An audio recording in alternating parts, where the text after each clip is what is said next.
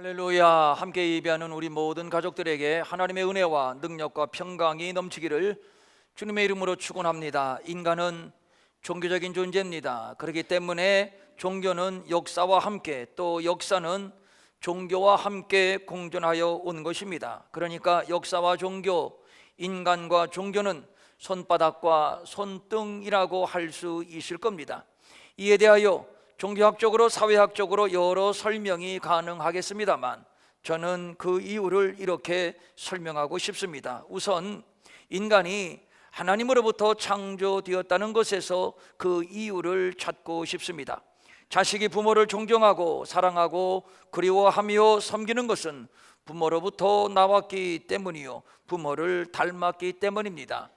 마찬가지로 인간은 하나님께로부터 창조되었습니다. 우리에게는 하나님의 형상이 있습니다. 그래서 하나님을 찾고 그리워하게 되는 것인데 이것을 종교심이라고 할 수 있을 겁니다.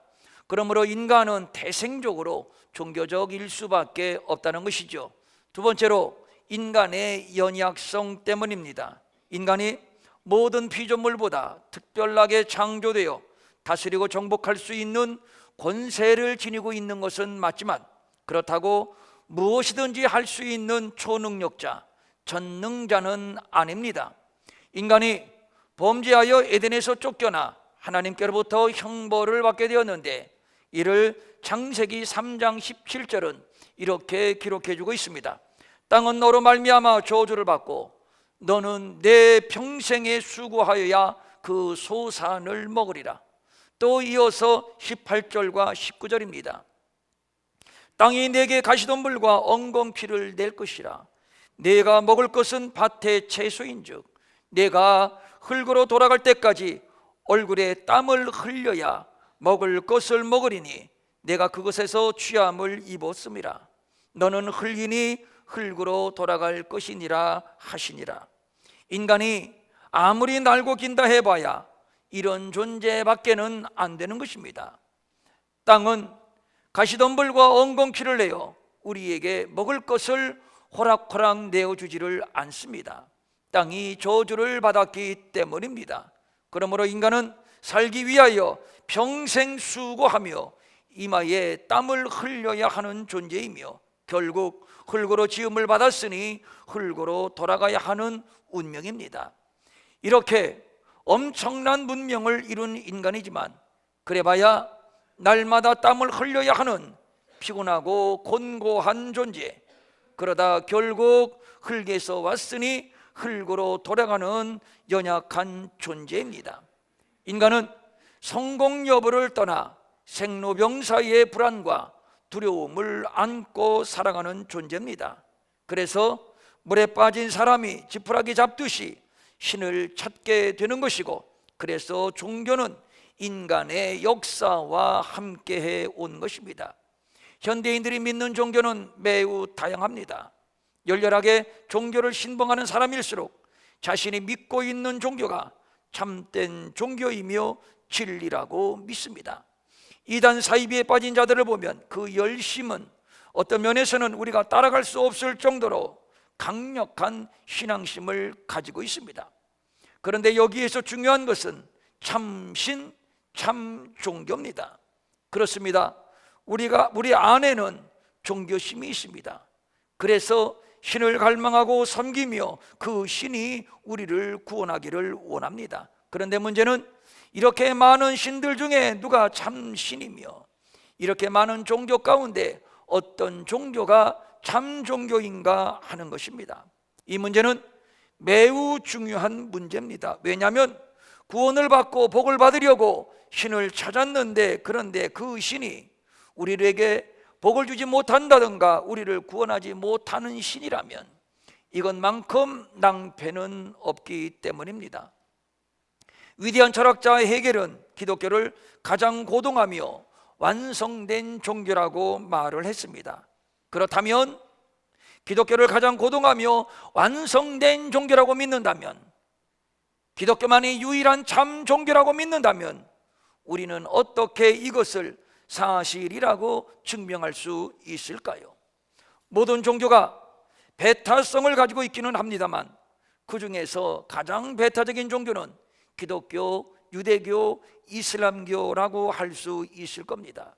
이 세 종교는 하나의 뿌리를 갖고 있다는 점에서 배타성이란 공통점을 가지고 있습니다. 배타주의는 하나의 특정 종교를 통해서만 구원을 얻는다는 믿음입니다. 그러나 아무리 같은 뿌리를 두고 있다 해도 기독교와 저들 종교는 엄연히 다릅니다. 그 이유는 예수 그리스도 때문입니다. 유대교는 하나님이 보내신 메시아가 오지 않았고, 그래서 저들은 아직도 메시아를 기다리고 있습니다. 예수 그리스도를 아직도 구주로 인정하지도 않고 믿지도 않는다는 얘기입니다. 이슬람은 예수를 아브라함, 모세, 무하메드와 함께 예언자 중에 한 사람일 뿐이라고 말을 합니다. 저들 역시 예수를 구주로 믿지를 않습니다. 예수 그리스도, 더 정확히 말해서 하나님이 보내신 그의 아들 예수 그리스도, 우리는 그 예수 그리스도를 우리의 구주로 믿습니다. 기독교는 하나님의 유일하심을 믿습니다. 인간의 타락과 심판도 믿습니다. 그러나 하나님의 세상을 이처럼 사랑하심으로 당신의 독생자 예수를 우리에게 구주로 보내주셔서 십자가에서 우리 대신 피 흘려 죽게 하시고, 또 3일 만에 죽은 자 가운데서 부활하셔서 우리의 구원을 완성하시고, 그리고 성령을 보내주셔서 우리로 하여금 예수를 믿게 하시고, 그리고 저를 믿는 자마다 멸망치 않고 영생을 얻게 하신다 하였으니 우리는 그 은혜로 구원을 받았음을 믿습니다. 이것이 진리요, 이것이 복음입니다. 그러니까 참과 거짓을 나누는 기준은 바로 예수 그리스도입니다. 지구촌 누구든지 구원을 받는 진리는 예수 그리스도 밖에는 없습니다. 그래서 사도행전 4장 12절은 이렇게 단호하게 선언하고 있습니다. 다른 이로서는 구원을 받을 수 없나니 저나 사람 중에 구원을 받을 만한 다른 이름을 우리에게 주신 일이 없습니다. 또 요한복음 3장 18절입니다. 그를 믿는 자는 심판을 받지 아니하는 것이요 믿지 아니하는 자는 하나님의 독생자의 이름을 믿지 아니하므로 이미 벌써 심판을 받은 것이니라. 그러므로 예수 그리스도가 구원과 심판의 기준이요 예수 그리스도가 참과 거짓의 기준이요, 그러므로 예수 그리스도가 복음입니다. 무슨 설명이 더 필요하고 무엇을 더 양보합니까? 기독교는 2000년 역사에 수많은 순교자를 내었는데 저들이 목숨을 내놓고 지켰던 것은 바로 예수 그리스도는 우리의 구주라는 신앙 고백입니다. 오늘 본문은 누가복음을 여는 서문입니다. 누가복음은 사복음서 중에서 유일하게 저자의 집필 배경과 집필 목적, 그리고 집필의 기본 원칙을 밝히는 서문으로 시작하고 있습니다. 그러므로 다른 복음서에 비하여 비교적 세련된 책이라고 할 수 있을 겁니다. 누가복음의 서문은 데오빌로라고 하는 한 인물에게 자신의 저작을 헌정하는 형식을 취하고 있습니다. 그런데 이 데오빌로라고 하는 이름은 하나님의 사랑하는 자라고 하는 뜻으로서 이 이름이 한 개인을 가리키는 것인지 아니면 하나님을 사랑하는 다수의 성도를 가르치는지에 대해서는 학자들 간에 논란이 있어 왔습니다. 그러나 각하라는 칭호를 이름 뒤에 덧붙여주고 있는 바, 이는 로마의 고위 신분에 속한 특정한 개인으로 보는 것이 더 자연스럽고 타당할 것입니다. 그러나 그렇다고 이 글이 데오빌로 한 사람만을 위하여 쓴 글이라고 한정시킬 것은 아닙니다.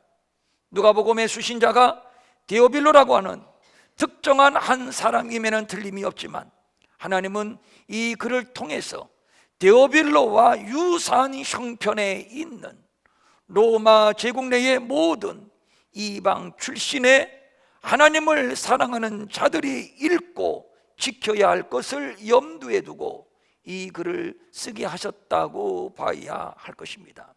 누가는 로마 제국 내에 하나님을 사랑하는 모든 성도들이 그들이 알고 있는 복음 진리에 대하여 더 확실하게 알기를 원했습니다.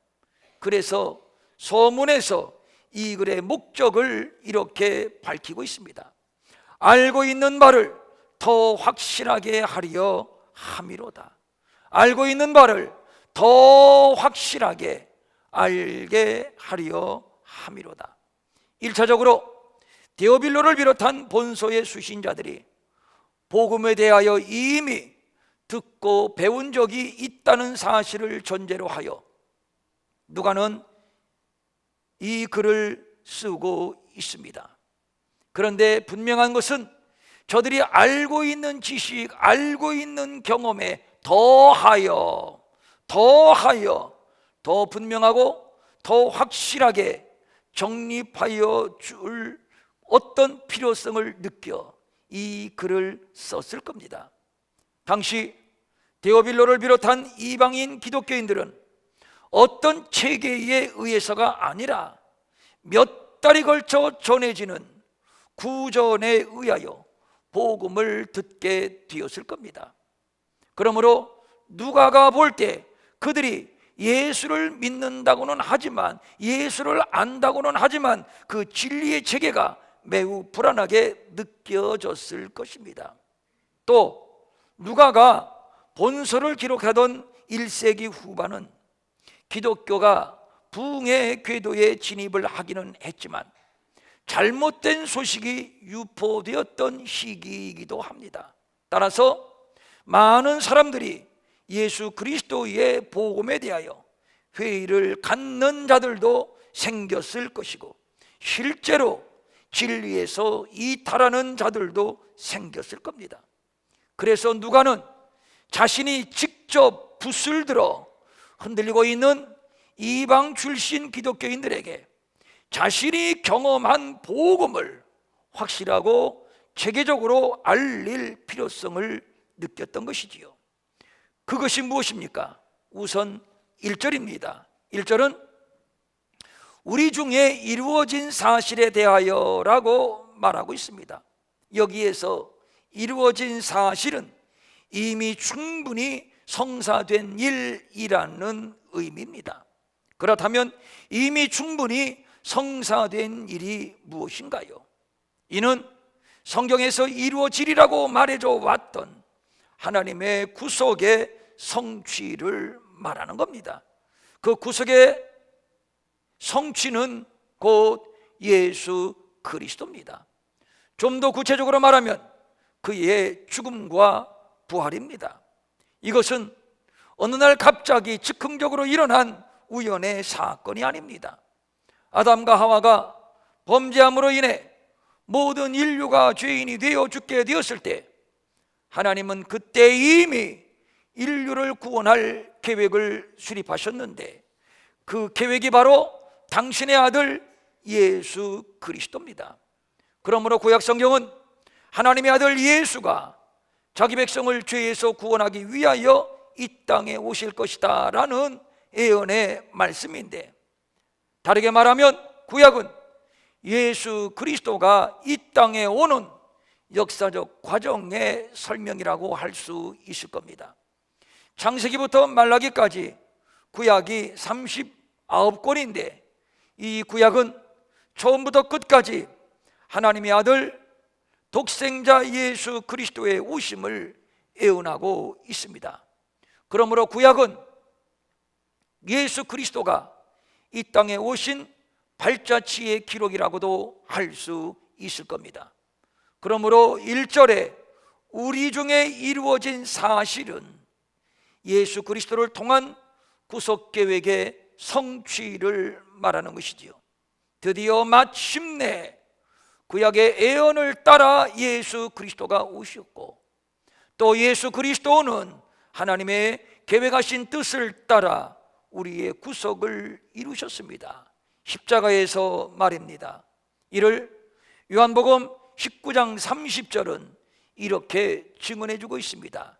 예수께서 신 포도주를 받으신 후에 이르시되 다 이루었다 하시고 머리를 숙이니 영혼이 떠나가시니라. 우리의 구원을 위하여 십자가 말고 다른 어떤 방편은 없습니다. 있을 필요가 없습니다.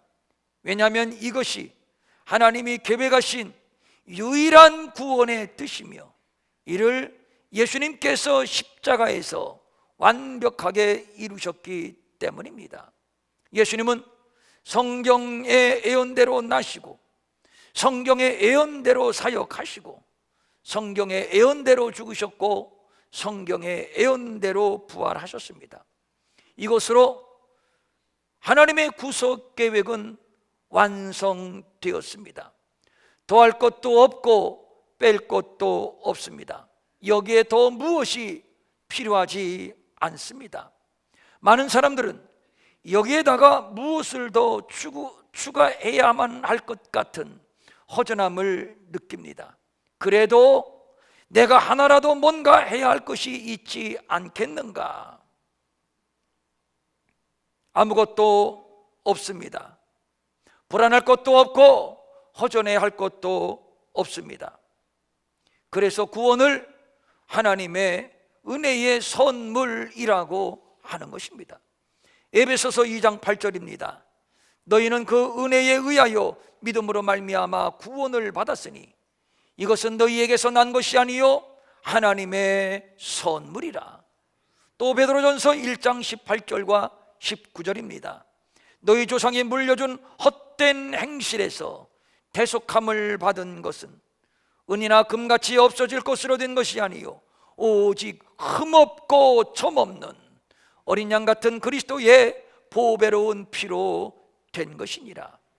다시 본문 1절에 우리에게 이루어진 사실이라고 하는 말, 이 말은 예수 그리스도의 복음에 관한 일이 허구적인 이야기가 아니라 현실에 바탕을 둔 것이며 분명한 목격자들의 증언으로 뒷받침되고 있는 이야기라고 하는 것을 누가는 강조하고 있습니다.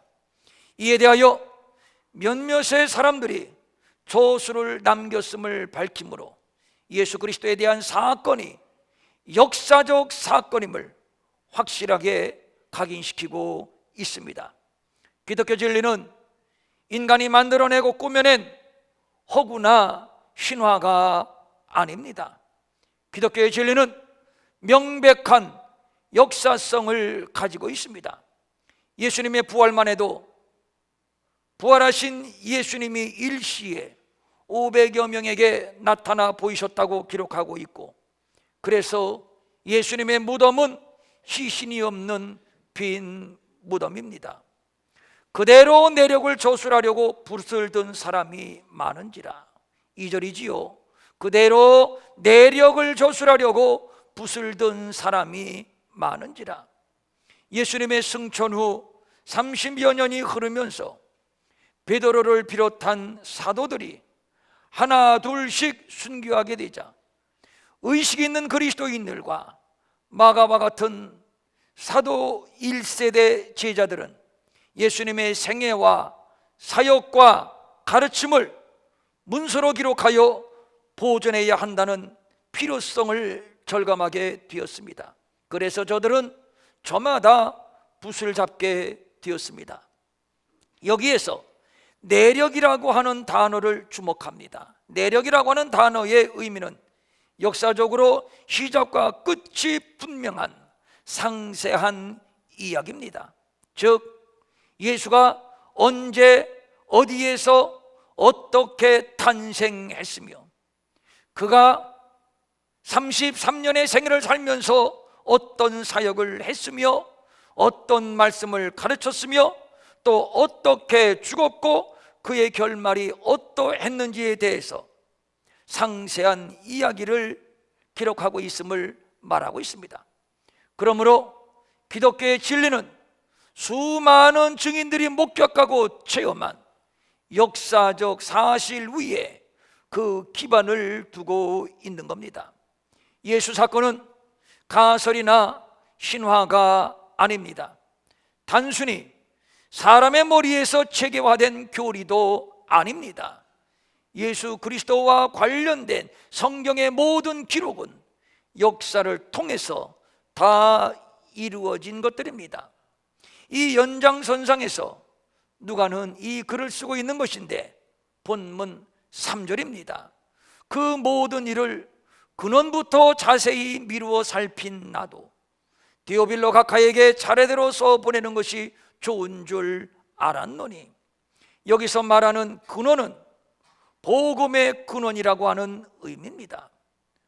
본서의 1차 수신자인 디오빌로라고 하는 사람은 그리스도의 복음을 듣고 배우기는 했지만 그 근원부터 알지는 못했던 것 같습니다. 누가는 하나님의 구속사의 모든 것을 알고 있습니다. 자신이 정확하게 알고 있는 정보를 논리적으로 정연하게 이방의 믿는 자들에게 알려주고 싶었던 겁니다. 그러면 누가가 하나님을 사랑하는 이방 기독교인들에게 더 확실하게 알려주고자 했던 그 복음의 근원이 무엇일까요? 예수 그리스도의 사건이 하나님에 의한 사건이라고 하는 것입니다.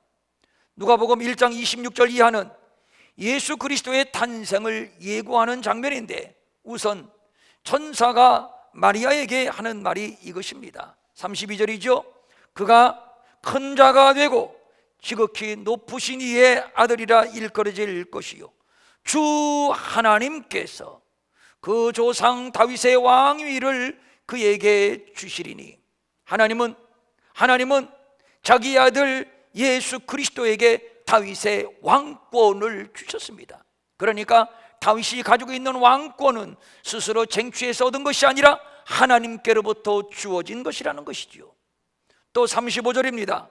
이러므로 나실 바 거룩한 이는 하나님의 아들이라 일컬어지리라. 예수는 독자적인 메시아가 아니라 하나님의 아들로서 거룩한 자입니다. 또 2장은 예수 그리스도가 탄생할 때의 상황을 나열하고 있는데 온통 하나님께 대한 찬양입니다. 14절입니다. 지극히 높은 곳에서는 하나님께 영광이요 땅에서는 하나님이 기뻐하신 사람들 중에 평화로다 하니라. 또 예루살렘의 시므온이 아기 예수를 안고 이렇게 찬양을 합니다. 28절 이하 32절입니다. 시므온이 아기를 안고 하나님을 찬송하여 이르되 내 눈이 주의 구원을 보았나이다. 예수 그리스도를 통한 구원의 역사를 처음부터 디자인하신 분이 하나님이시고 이 역사를 진두지휘하신 분이 하나님이시고 마침내 완성하신 분도 하나님이십니다. 하나님에 의하여 당신의 아들 예수 그리스도가 이 땅에 오셨고, 하나님에 의하여 당신의 아들 예수 그리스도가 십자가에서 죽으셨고, 또 하나님에 의하여 당신의 아들 예수 그리스도가 죽은 지 3일 만에 부활하셨습니다. 이를 요한복음 6장 38절과 39절은 이렇게 증언하고 있습니다. 내가 하늘에서 내려온 것은 내 뜻을 행하려 함이 아니요 나를 보내신 이의 뜻을 행하려 함이니라. 나를 보내신 이의 뜻은 내게 주신 자 중에 내가 하나도 잃어버리지 아니하고 마지막 날에 다시 살리는 이것이니라.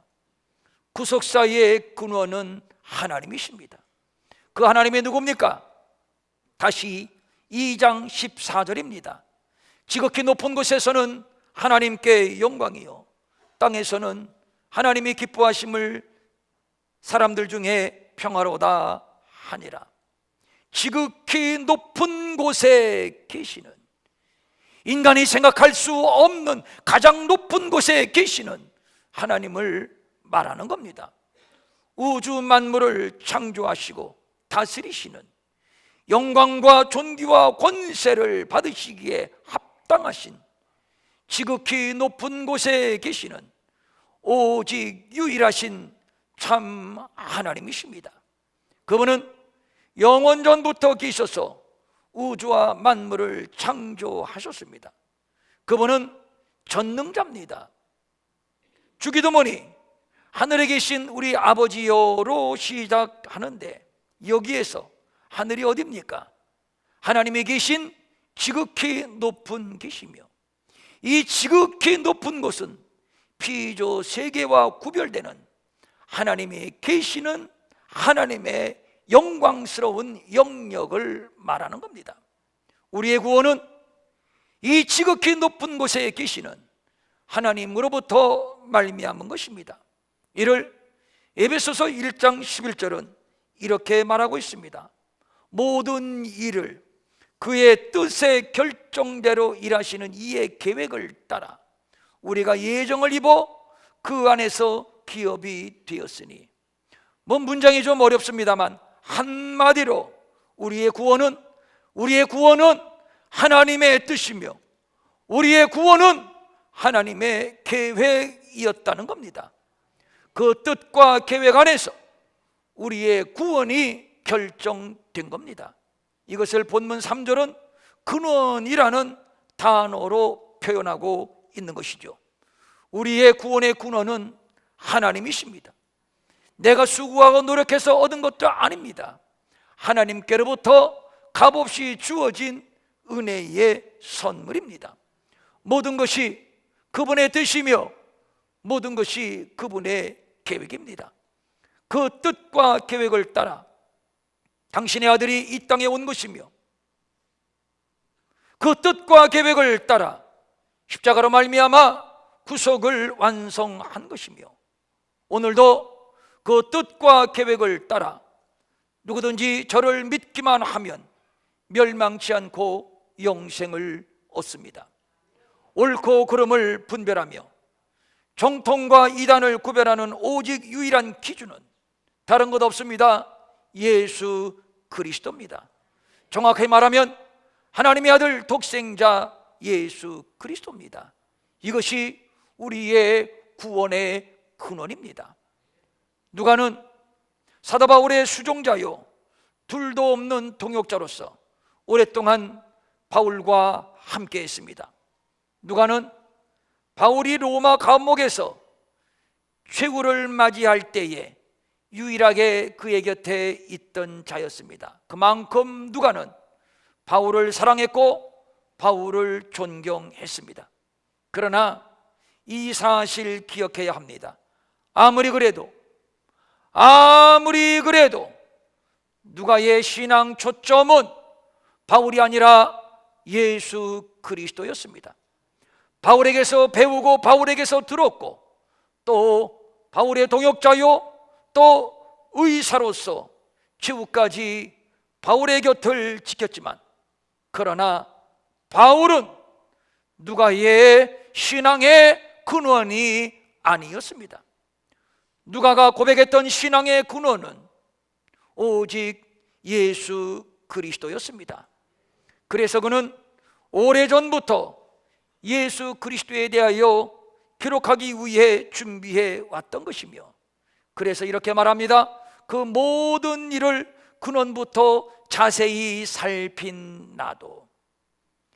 이 모든 일을 바울은 근원부터 자세히 살폈습니다. 공부했습니다. 그리고 경험했습니다. 사람들은 어떻게 신이 인간이 될 수 있는가? 어떻게 결혼하지 아니한 처녀가 아들을 낳을 수 있는가? 어떻게 죽은 자가 다시 살아날 수 있는가? 예수님의 공생의 사역을 보면 온통 기적으로 충만합니다. 죽은 자를 살리고 오병이어로 수천 명을 먹이고 또 물 위를 걷고 또 각종 병든 자를 고치는 등등. 그래서 사람들은 믿지를 않습니다. 오히려 비아냥합니다. 어떻게 그런 기적이 일어날 수 있는가? 기독교는 믿을 수 없는 종교다. 허무맹랑한 종교다. 이런 자들에게 마태복음 19장 26절의 말씀을 들려주고 싶습니다. 예수께서 그들을 보시며 이르시되 사람으로는 할 수 없으나 하나님으로는 다 하실 수 있느니라. 그냥 하실 수 있다가 아니라 다 하실 수 있다고 말합니다. 완전성과 충분성을 말하는 것이요, 그래서 하나님을 전능한 하나님이라고 말하는 것이며, 그래서 그 하나님을 지극히 높은 곳에 계시는 우리의 믿음의 근원이라고 고백을 하는 겁니다. 이 믿음의 근원이 흔들리면 안 됩니다. 상황에 따라, 환경에 따라, 혹은 기분이나 감정의 변화에 따라 왜 우리의 믿음이 덩달아 흔들리며 덩달아 널뛰게 하며 결국 이 믿음의 길에서 낙오하게도 되는 겁니까? 참으로 안타까운 일입니다. 이 모두가 다 믿음의 근원이 흔들리기 때문입니다.